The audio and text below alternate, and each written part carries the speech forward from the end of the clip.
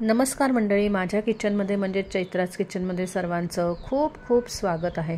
आज मी तुम्हाला मस्त खुसखुशीत अशा रताळ्याच्या तिखट पुऱ्या दाखवणार आहे। इथे मी 1 टेबलस्पून आलं मिरची लसणीची पेस्ट घेतलेली आहे, 2 टेबलस्पून रवा, 1 टेबलस्पून बेसन लागणार आहे, 2 वाट्या कणिक लागेल, तसेच 1 चमचा ओवा, पांढरे तीळ आणि जिरं लागणार आहे, अर्धा चमचा हळद लागेल आणि 1 चमचा लाल तिखट लागणार आहे।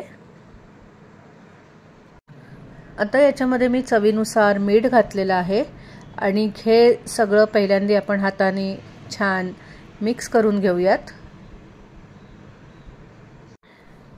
इथे मी 2 रताळी किसून घेतलेली आहेत, तर आता याच्यातलं सगळं पाणी काढून टाकायचं आहे आणि हे किसलेलं रताळं कणकेमध्ये घालायचं आहे। इथे मी रताळ्याच्या किसातलं सगळं पाणी काढून टाकलेलं आहे आणि हा किस या कणकेत घातलेला आहे, तसेच बारीक चिरलेली थोडी कोथिंबीर घातलेली आहे। आता हे परत एकदा छान मिक्स करून घेऊया। आधी याच्यात पाणी घालायचं नाहीये, कारण रताळ्यामध्ये थोडासा पाण्याचा अंश असल्यामुळे आधी हे आपण असंच मिक्स करून घेऊया आणि त्यानंतर थोडं थोडं पाणी घालून ही कणिक मळून घ्यायची आहे। पुऱ्यांची कणिक मळून झालेली आहे, तर 15 मिनिटं ही रेस्टिंगला ठेवायची आहे, कारण याच्यामध्ये आपण रवा घातलेला आहे, तर रवा छान याच्यामध्ये मुरण्याकरता 15 मिनिटं ही रेस्टिंगला ठेवत आहे। याच्यामध्ये मला कणिक मळताना अर्धा कप पाणी घालावं लागलंय आणि 2 टेबलस्पून तेल घालून ही मी कणिक मळून घेतलेली आहे।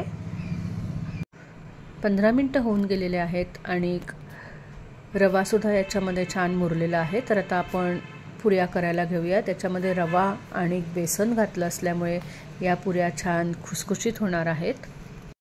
नेहमीप्रमाणे कणकेच्या पुऱ्या लाटून घेतलेल्या आहेत आणि आता एकीकडे तेल तापवायला ठेवलेलं आहे, तर आपण मस्त पुऱ्या या तळून घेऊयात। पुऱ्या करत असताना एकीकडे मी तेल तापायला ठेवलं होतं आणि आता या पुऱ्या मी याच्यामधनं मस्त दोन्ही बाजूनी छान खमंग अशा तळून घेत आहे।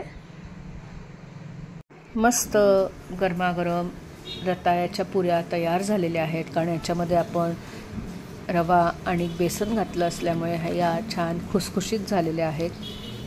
नेहमीचा रताळ्याचा किस करून कंटाळा आला असेल तर अशा प्रकारे तुम्ही या पुऱ्या नक्की करून बघा। धन्यवाद, बाय बाय।